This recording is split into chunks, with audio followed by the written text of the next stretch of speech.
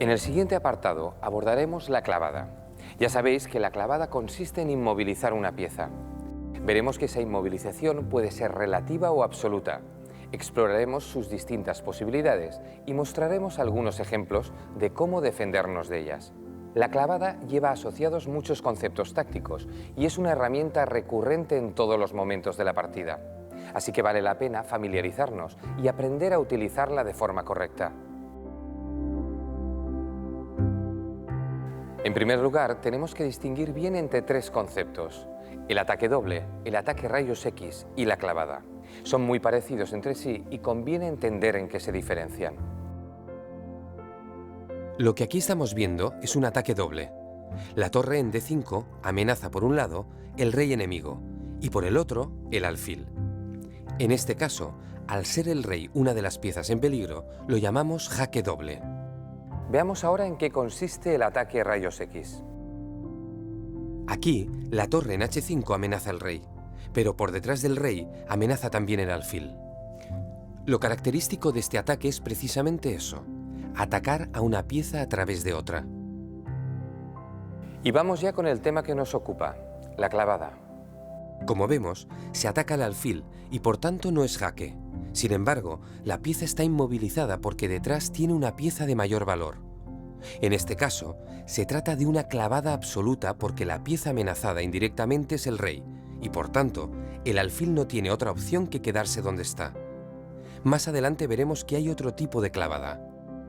Observad que en los tres casos el resultado es la captura del alfil. Hechas las distinciones entre estos tres conceptos, centrémonos en la clavada.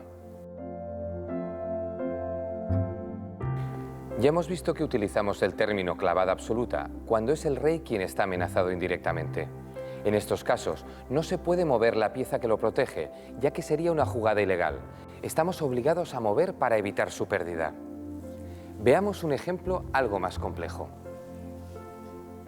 En este caso, la clavada se da en la fase de apertura. La partida empieza con una apertura abierta y le siguen una serie de jugadas lógicas y naturales. En este punto, una de las mejores jugadas para las blancas es desarrollar el alfil a B5, clavando el caballo enemigo en su posición. El caballo negro ya no se puede mover debido a la acción del alfil, que se extiende hasta el rey rival. Como el caballo está defendido por su peón, las negras no están en peligro inmediato de perderlo. En todo caso, sería un cambio equitativo de piezas. Pero aún así, tienen que ir con cuidado porque aprovechando la inmovilidad del caballo, el movimiento peón a D5 podría causarles problemas. Si el peón blanco llega a D5, la clavada surtirá efecto y el caballo negro será capturado. Por lo tanto, las negras tienen que aprovechar su turno para desclavar el caballo. Pero, ¿cómo hacerlo? Atentos. En este caso, la desclavada se produce por un procedimiento de desarrollo bastante lógico. Alfil de 7 protege el caballo y por tanto lo desclava. Ahora esta pieza ha recuperado su movilidad y la amenaza del peón a D5 es mucho menos peligrosa. El blanco desarrolla y el negro responde con su mejor jugada. Ya hemos anunciado que existe otro tipo de clavada. Se trata de la relativa. Se habla de clavada relativa cuando la pieza podría mover pero no es aconsejable hacerlo. Por ejemplo, en esta situación. El caballo de F6 puede mover, pero perderá su dama cuando el alfil en G5 la ataque. Existen varias opciones para desclavar el caballo. Con el alfil, como en el anterior ejemplo, o poniendo a una jugada de desarrollo otra del mismo tipo. O amenazando con peón a H6. Las negras atacan la pieza que clava, la obligan a moverse y con el otro peón a G5 desclavan el caballo. O incluso, otro procedimiento válido para desclavar sería moviendo la pieza que está siendo atacada a través de los rayos X. Aunque en este caso, la última posibilidad no es muy recomendable. El alfil blanco capturaría el caballo, obligando a las negras a doblar peones. De este modo, el enroque del rey negro sería poco sólido al ver debilitada su barrera defensiva. Pasemos ahora a ver ejemplos reales, repasando algunas jugadas de partidas históricas. En este caso, se trata de una partida entre el ruso Viktor Korchnoi y el rumano Florin Georgiu, dos grandes ajedrecistas que en esta ocasión se enfrentaron en Rumanía en el año 1968. Korchnoi aprovechó aquí la clavada de alfil sobre la torre enemiga. Podría capturar la torre en cualquier momento. La defensa de las negras con el caballo a D5 hubiera sido inútil, puesto que el alfil y dama actuaban sobre esa casilla. Pero para asegurar el mejor resultado de su clavada, Korchnoi llevó su dama a B7 a fin de capturar el peón y amenazar la torre en F7 desde dos puntos distintos. El balance material de las blancas empezaba a ser favorable. Contando que la torre negra estaba por caer, Korchnoi tenía torre y dos peones, frente al caballo y el alfil de su enemigo. Cuando las negras trataron de defender con dama a D7, las blancas subieron la torre a E7 para aprovechar también la clavada. En este momento, la pérdida de la torre era ya inminente y la superioridad de las blancas un hecho. Si no lo veis del todo claro, colocad la posición en un tablero y estudiadla a fondo. Os ayudará a repasar y entender bien los ejemplos. Siguiente ejemplo. Un enfrentamiento entre dos grandes maestros que tuvo lugar en la ciudad rusa de Sochi en 1974. Recordad que la clavada es el germen y origen de muchos temas tácticos. En esta ocasión, las blancas ganaron la partida con una clavada doble. Terminada la apertura, la situación era esta. El alfil blanco tenía clavado al negro en C3, aunque sin demasiados problemas para este, ya que la dama de A5 le defendía. Pero fijaos qué jugada espectacular hizo Roback para ganar la partida. Dama a D2. ¿Lo veis? Las blancas clavan el alfil en dos direcciones. En la diagonal B8-H8, la clavada es absoluta, porque detrás suyo está el rey.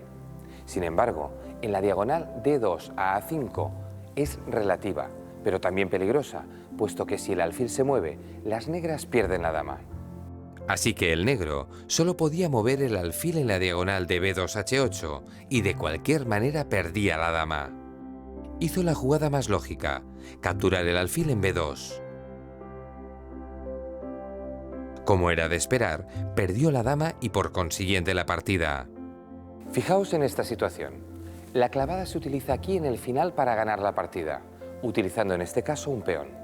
En este punto, la clavada aún no se ha hecho efectiva, porque hay una acumulación de piezas entre la torre y el rey enemigo. La manera en que las negras pueden aprovechar dicha situación es la siguiente. Avanzar el peón a A4, atacar el caballo, y cuando éste se retira, volver a mover el peón a A3. Ahora, el alfil está clavado por la acción de la torre en B8, a la vez que está amenazado por el peón, así que su captura es inevitable. Por lo tanto, las blancas tienen desventaja material después de los dos movimientos de peón.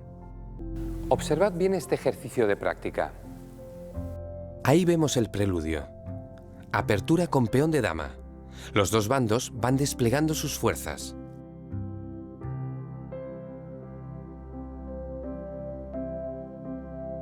Las negras clavan el caballo de las blancas en C3. Se cambian los primeros peones y las blancas replican clavando el caballo negro en F6. Vamos a poner en práctica lo que hemos aprendido acerca de la clavada y la desclavada. Juegan las negras. Pensad en tres modos de desclavar el caballo en F6. Pues bien, tenéis entre 1 y 5 minutos para resolverlo.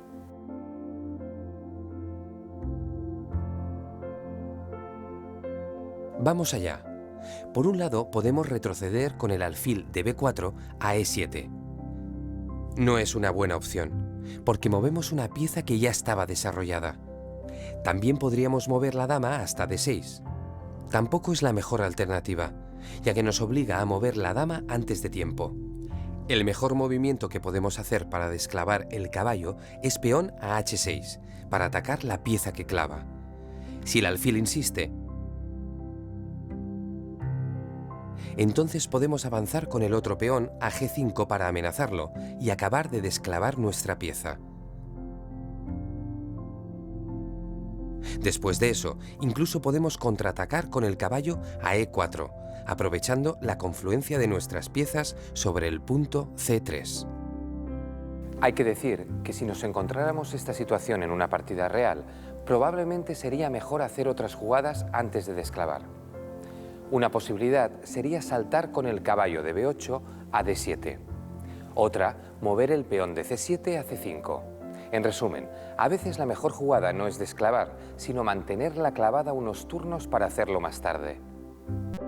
Veamos el siguiente ejercicio. Es muy rápido de plantear. Juegan las negras y ganan. Tenéis de 1 a 5 minutos. Aprovechad las clavadas y vamos allá.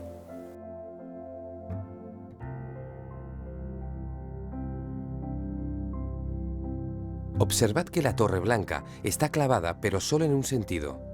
No puede abandonar la segunda línea, pero puede moverse por ella. Por lo tanto, a pesar de que la clavada es absoluta, su inmovilización es limitada. Sin embargo, tenemos un movimiento para ganar. Dama a E3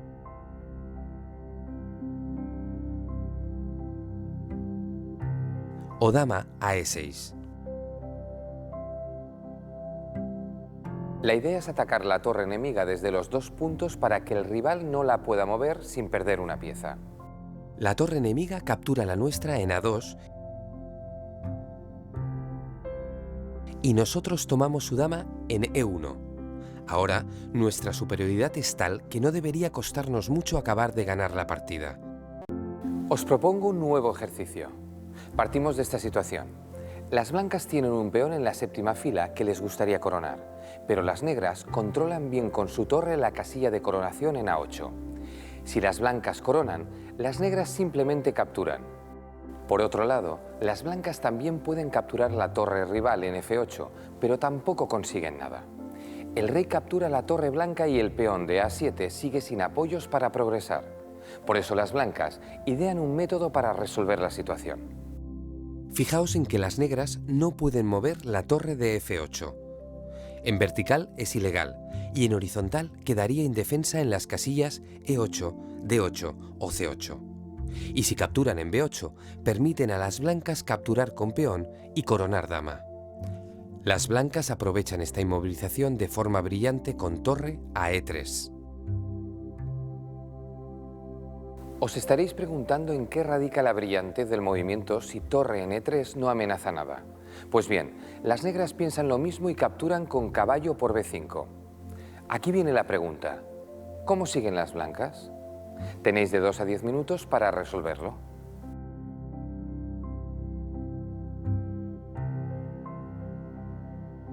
La jugada ganadora es torre a F3. De esta forma, ponemos al negro en una situación insostenible. No hay manera de defender o mover la torre y la amenaza es terrible, ya que capturamos con torre a F8 y luego coronamos. Si las negras toman el peón con el caballo de B5, nosotros damos jaque primero